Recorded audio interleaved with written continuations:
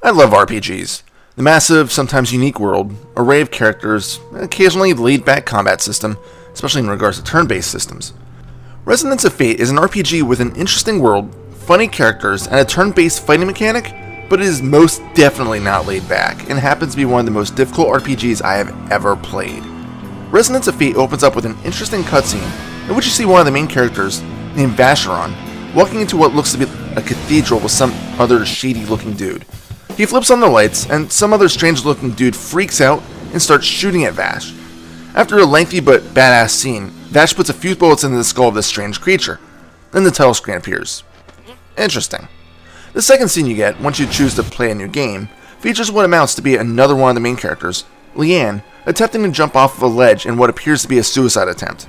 The final main character, Zephyr, pulls some acrobatic moves to save her life, although the cable he is using tears, forcing both of them to plummet towards the ground. A few minutes later, they're still falling, and then you're given a title, and a caption of a year and a few months later. So, they survived that massive fall how? Maybe we're not just supposed to know, but if the rest of the game is going to have these plot holes, there's going to be some problems, methinks.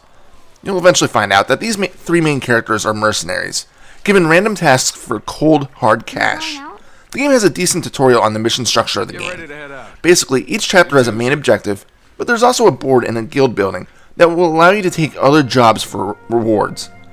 Many of these jobs are fairly menial, but others can be ball-bustingly hard, like taking down an enemy that you might not be prepared for. But when you get down to it, unless you get the combat down, you won't be prepared for any of the enemies the game throws at you. It's an incredibly unique system, and I'll see if I can detail it for you, because the short tutorial the game gives you, it just isn't enough. So, Resonance of Fate is a turn-based RPG, with guns. I guess it could be considered more of a tactical RPG with turns. I don't know how to describe it, but it has guns, grenades, etc. Anyway, here's how it works. When a battle starts, you get the first turn. You can either attack right away, or you can move around to give yourself a bit more of a strategic position. Any action that you take will drain your action bar, shown underneath the character you're controlling. When you decide to attack, that will use up the remainder of the action bar. By choosing to attack whatever enemy you have targeted, you'll see another gauge start charging. Here's where some of the confusion may lay. At least, it confused me at first. That's because there may be some points where the gauge may never get a full rotation, even with the maxed out action bar. You need at least one full charge to be able to attack. The game never tells you that your attack will charge faster when you're closer to the target. Too far away and it'll be pointless to do anything other than move around. It took me many deaths and several chokeback urges to chuck the control at the screen before I learned this. Because again, the tutorial was ill-equipped to explain this kind of thing. I would have considered this important to know, but again, maybe not. As you attack, you'll also be able to level up your weapons. As you attack, you'll earn experience for your weapon type. As you level up, you'll be able to complete multiple charge rings. The more charges you can complete, the better your attack will be. If you don't press the attack button before your action bar runs out though, the turn will be wasted, as you won't attack automatically unless you have a relic equipped. There's also two different types of damage that you can do to your enemies. You have direct damage, done by using pistols and grenades, and scratch damage, dealt out by machine guns. Scratch damage won't outright kill your enemies, but it does tend to give you more damage than just using pistols. Scratch damage will also heal over time. However, direct damage does not heal, and does just as it sounds. In addition, if you can shoot an enemy that has scratch damage with a weapon that does direct damage, it will convert all that scratch damage into direct damage. So in a perfect world, you'll load up on scratch damage to completely convert your enemy's health to blue, then pop off a pistol shot to immediately kill your enemy. Of course, that's not always possible, because some enemies will have armor to protect their more vulnerable, squishy parts. Of course, destroying armor works the same way. In addition, there are secondary items you can use. Each character starts off with one specific to their default playstyle. Vash has grenades, which do area direct damage. Zephyr gets special ammunition types to be used in his SMGs, such as armor-piercing rounds. and Leanne gets first aid items, which will heal up a character. Of course, these items are able to be changed around and expanded upon, just like your weapons. And that's something that I should mention. Each character is customizable, even including their clothing. Want to make Vash carry an SMG? Go ahead and switch them. And this is actually encouraged a bit, since each character's overall level is based on the level of their pistol, SMG, and throwable items. So the more you level up everything, the more health your team will have, and you're going to want to have as much health as possible, because death sucks. Your weapons can also be outfitted as well. You can find parts in and out of battle that can be crafted into different attachments.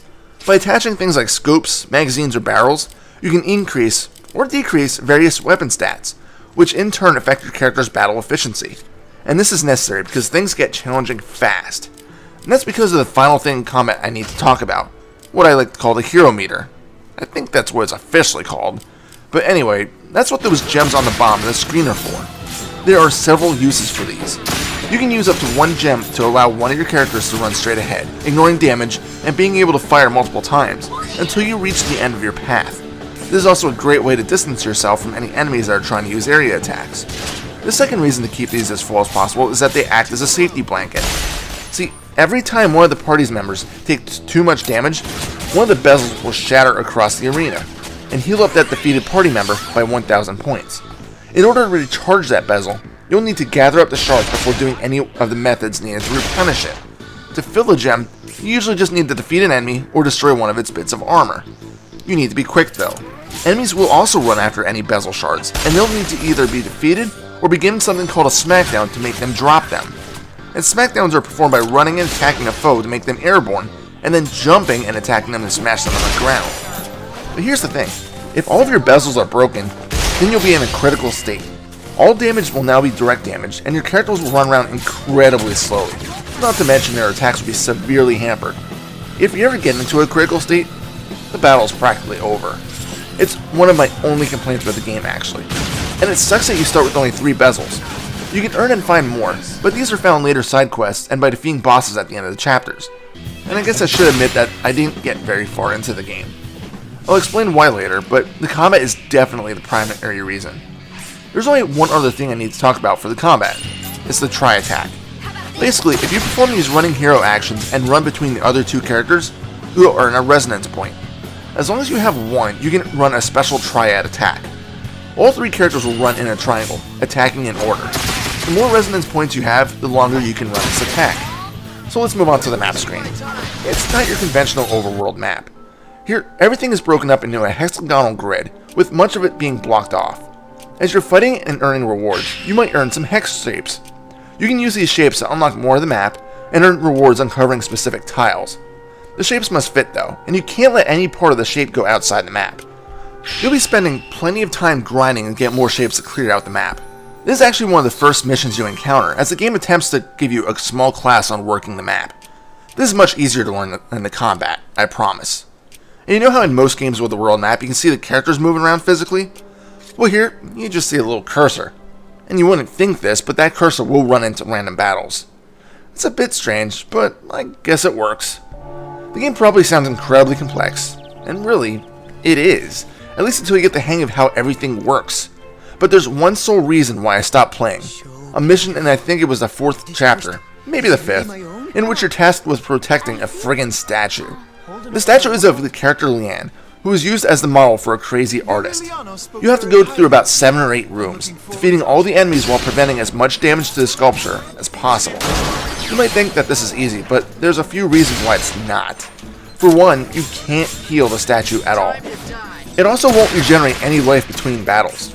And although I never got to the final room, there is a freaking boss at the end, and it's a duplicate of the one from the previous chapter. And it's not easy at all. In fact, I died multiple times attempting that battle. Secondly, almost all the enemies have long-range shots. Third, those long-range shots are typically aimed directly at that work of art. You might be close and actively firing, but it doesn't matter as they'll still constantly fire at the statue. Oh, and I lied. Technically, there is a way for you to resurrect the statue, but it'll cost you dearly. See, if you get a game over, as in any character dies, you have 3 options. You can flat out quit, you can opt to pay a small fee to start that battle over at that room, in the exact same state you started the battle in, or if you're wealthy, you can opt to do the battle over with everyone's HP brought back to max. This is, I think, the only way I'm ever going to get past this chapter, when I do decide to start playing it again. So if you know you're going to die, it's recommended to use an escape hex to evacuate and then hightail it to a save point. That way you don't lose all of your experience. I will say that for a PS3 era RPG, it is unusual to see all this text with little voiceovers. Most of the spoken dialogue that you hear is in battle and during the various story-driven cutscenes, but everything else, most notably all the NPC banter, is strictly read-only. It's not a ding against the game, but it's just a strange thing that I wasn't really expecting.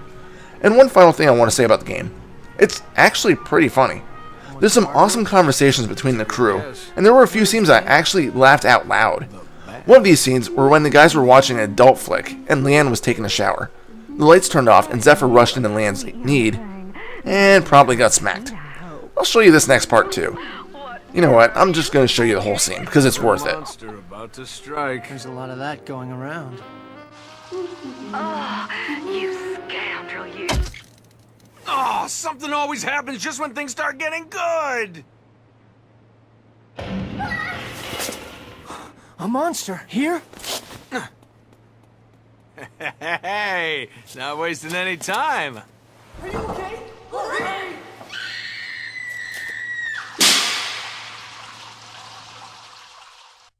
Come on, get your ass up here. What? Must have been some monster, huh? Ah, give me a break. So sorry. You see anything? Funny. I was about to ask you the same thing. I didn't see a thing, okay? Too small for a good look, huh? What's too small? You're wreck. Not a single light.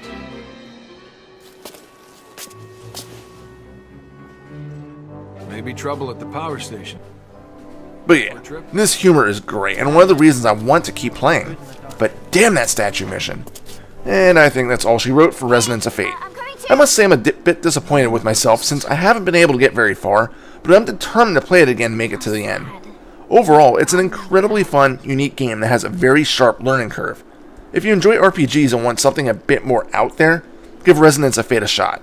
Just keep with it, as being frustrated is what I think would be natural in this one, especially since the tutorial is extremely minimal compared to what you'll be going against. Let's go. Final score? 8 out of 10. This is Reaper. Happy fragging.